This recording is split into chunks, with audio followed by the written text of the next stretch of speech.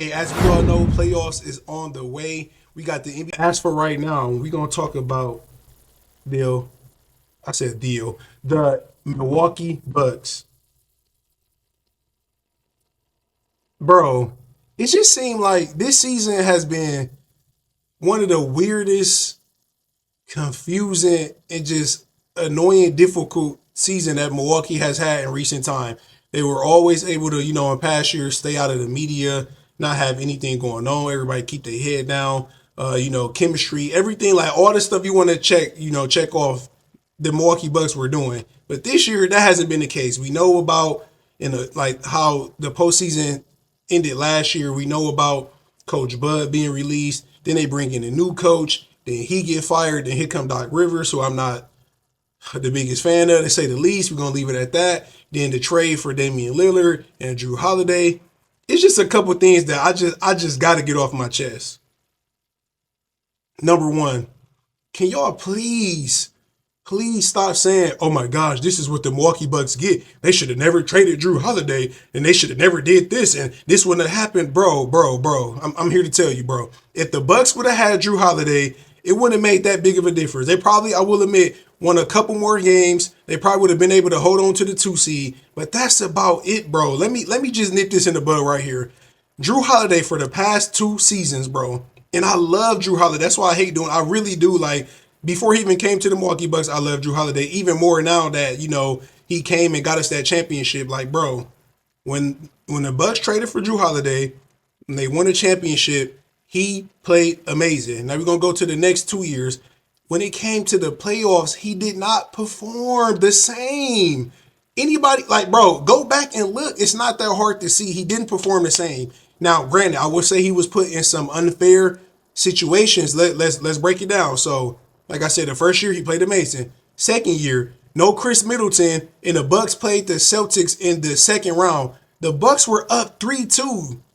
They were up 3-2 without Chris Middleton. We know how important Chris Middleton was on that finals run and how he be turning into Jordan in the playoffs. Like, so we're not gonna act like that wasn't a big deal for all you people that keep talking all this crazy stuff. Boston fans, everybody like else, I don't get it. They were up 3-2 without Chris Middleton. Now ultimately they lost in game 7 because Jrue Holiday was, put in a position where, he wasn't supposed to be technically because he had to guard probably like a sometimes Tatum or a Jaylen Brown, and he was asked to do more offensively, which Giannis didn't have no help in that series, bro, and they end up losing.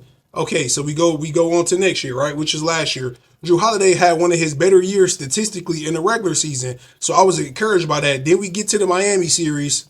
Okay, we know Giannis get hurt once again. Now he has to elevate offensively, and he was had the tall task of guarding Jimmy Butler, which that really wasn't a fair matchup. We know Jrue Holiday is a great one of the best defenders of our generation, one of the best defenders that we ever seen. But but Jimmy Butler was just in another zone, and bro, Jimmy Butler 6'8", like bro, strong as a mug. Pause, but he really liked that. So he was I'm talking about cooking Jrue, and Jrue wasn't playing that good efficiently as well on offense. So this right here is the reason why we got Damian Lillard. We're going to see this is the reason why the trade was made. So can y'all please stop? That's number one. Stop saying that, bro. Just let go of that. He was traded. I don't like it. I'm not saying I agree with it, but I get it. It was a move that had to basically happen. Like, why would you get mad at them going for Damian Lillard? Now, point number two, Damian Lillard.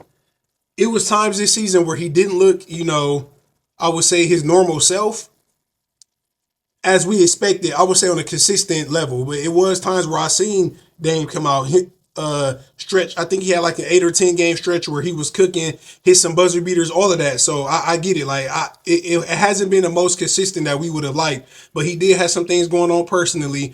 Most of the time when you first get into that first year, it takes like the second year for everything to, blend the right way. And like I said, with the coaching changing in the middle of the season, that's not ideal, bro.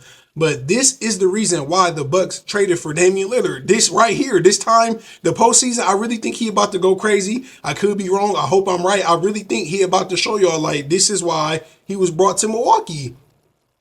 Point number three, just the Bucks in general, bro. The NBA just really don't like Milwaukee. They still disrespect Giannis.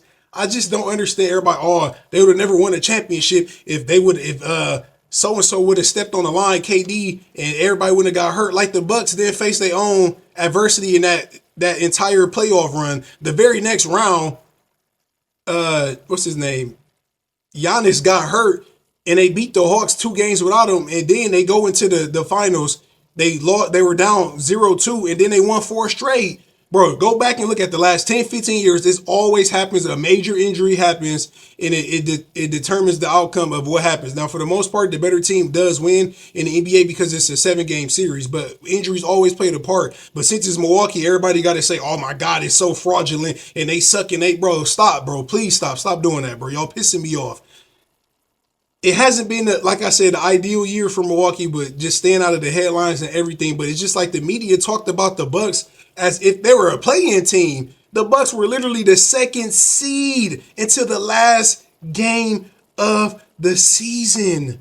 The second, bro, the 2nd seed. Even with like all that stuff I just mentioned going on, bro, with the coaching changing, you would think the Bucks was sitting at 10th in the East. Bro, I just don't get it, bro. And as far as this Bucks and this Pacer matchup, I'm not saying it's ideal, but it was better than the Heat probably and better than the Sixers, because we know the Sixers should not be in the play-in only because Embiid got hurt. And then Miami, we find ourselves right back in the same situation as last year, even though for some odd reason I really think it'll be different this year because of like a Damian Lillard. Some of those games that Milwaukee lost last year, it's not like the Bucks were getting blown out. They were literally like 1 possession game, and then the Heat went on and went to the finals. That's what else pisses me off. Bro, people act like the Bucks were the only team to lose to Miami last year. I don't get it. The Knicks lost to Miami. Boston lost to Miami after being down 3-0. And then they went to the finals. So stop talking about the Bucks like they were the only team to lose to Miami last year. Like that, just stop doing that, bro. But I really feel like I said they got the best matchup far as Indiana ain't really got that much experience. It's gonna suck because they're young. They really got nothing to lose. And the playing styles, it clash because the Bucks and the Pacers are two of the best teams, like offensively, far as the numbers. This year, I think in December they had like the highest scoring months of like the NBA like in history. So in the last game of the season, Indiana scored like 150 something. So it's gonna be crazy. It's gonna be an exciting series. This was something that we was early in the season. We was like, dang, I hope we get this matchup. I thought we would have saw it maybe second round, but it was a high chance that this was gonna happen. And out of Indiana, out of the Sixers. And like I'm still going back and forth with the Heat, but I would say out of those 3 teams, I think the Bucks got the best matchup, and they hopefully even without Giannis, I feel like they really can still do something here. I'm not saying it's going to be easy. I'm not saying it's going to be sweet. I'm giving Indiana their credit, but like I just said, out of those other 2 teams, you would want them more just because of the experience. I think Dame time show up. I think Chris he really got to step up, and I think Bobby Bucket's really about to go crazy. So hey, let me know what y'all think. I got the Bucks in 6. And just stop, bro. Just stop disrespecting Milwaukee, bro. Stop it.